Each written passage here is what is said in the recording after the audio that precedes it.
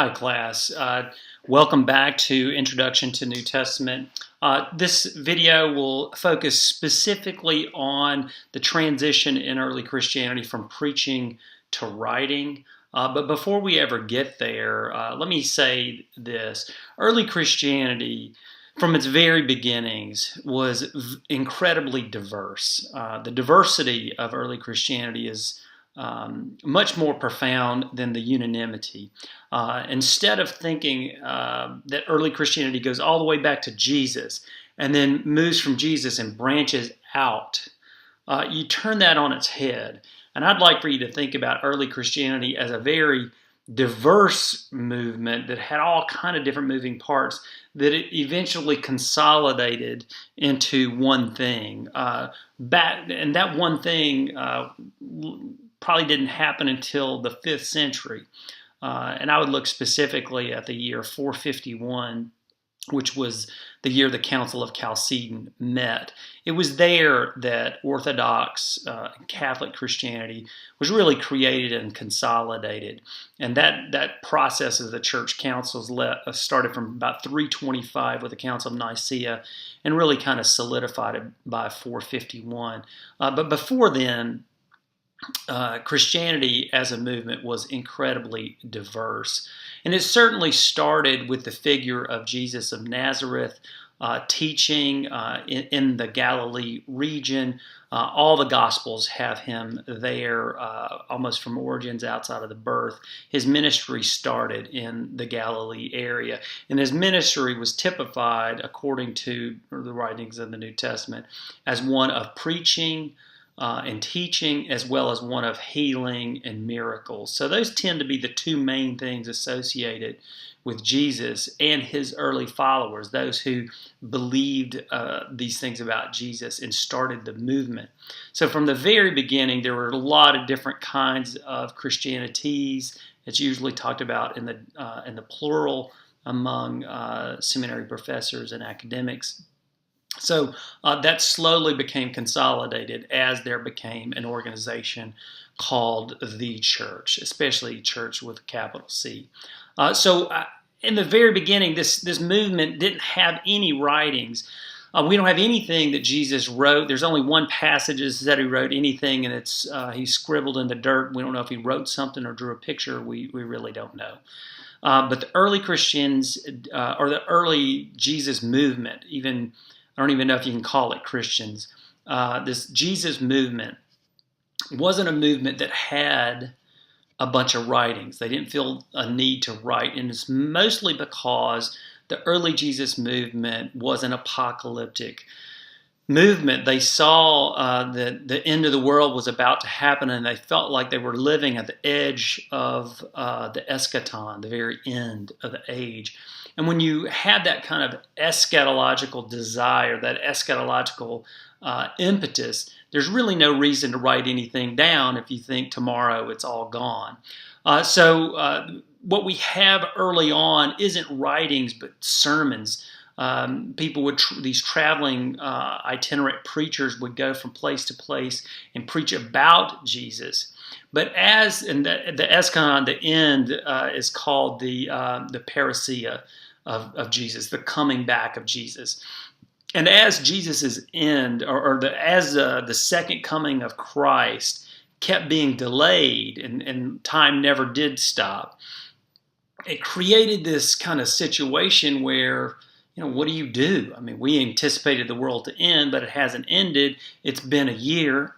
It's been 2 years. It's been 5 years. It's been 10 years. It's been a decade.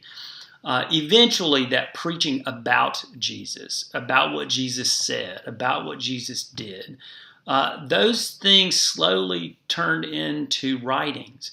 But even before that, and those are the origins of the Gospels.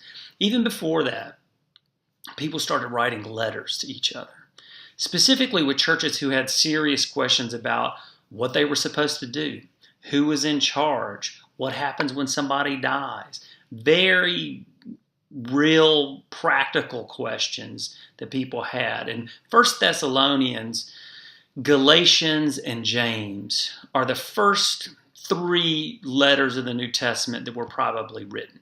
Now, some academics would absolutely disagree with me about the letter of James. I argue for an early dating of the letter of James. But Galatians and 1 Thessalonians, for sure, are 2 of the earliest letters that we have, earliest writings of the New Testament. And I think James is a third. So Galatians, 1 Thessalonians, and the letter of James is the earliest writings in the New Testament. And there you have some serious questions in 1 Thessalonians about this delay in Jesus' second return. What happens when you anticipate Jesus coming back, but he hasn't, and somebody dies? Where does that person go? So 1 Thessalonians specifically addresses that question. And it's Paul writing to this church or churches in Thessalonica, giving them pastoral advice about what happens. And you'll find that at the end of 1 Thessalonians. But that's a big question of early Christianity and a big problem, that the delay in Jesus' second coming kind of prompts them to have to shift a focus from this very prophetic, preaching-oriented type movement into a more structured movement. There was a shift from a movement to a ministry.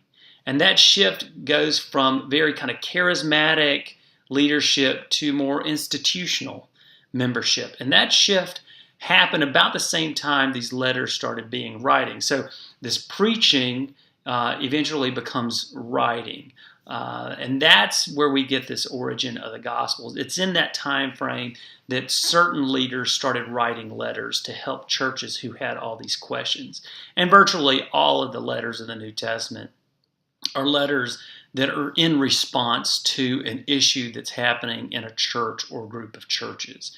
The Gospels themselves were written so that the memory of Jesus' sayings and the memory of Jesus' deeds wouldn't go unpublished. I mean, these were an attempt to get that story straight for the generations that would come after them.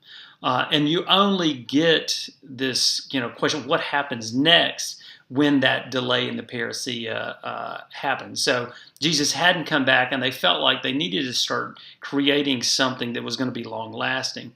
Even the Gospel of Luke is evidence that they had been waiting for decades and nothing had happened. So Luke, and the accompaniment to his gospel is the Acts of the Apostles.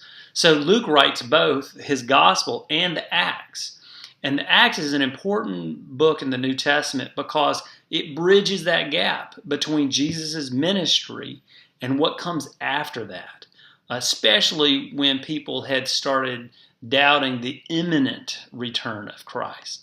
So where Acts doesn't negate the second coming of Christ, it does push that farther into the future and says, look, we have to start establishing structure now. And so Acts really kind of tells about how early Christianity started to form, who was in charge, what that structure looked like, and things of that nature. It's in that time period that writing started happening. So the early Jesus movement moved from this very preaching, teaching-centered movement that had the concept of Jesus' teachings into a more institutionalized ministry where things started to be written down. And this is why we don't have any writings from Jesus or some of the earlier parts of the Jesus movement. They just didn't feel like they needed to. But when things started to be written down, that was the first evidence that people felt like this was going to be something that would be around for a long time.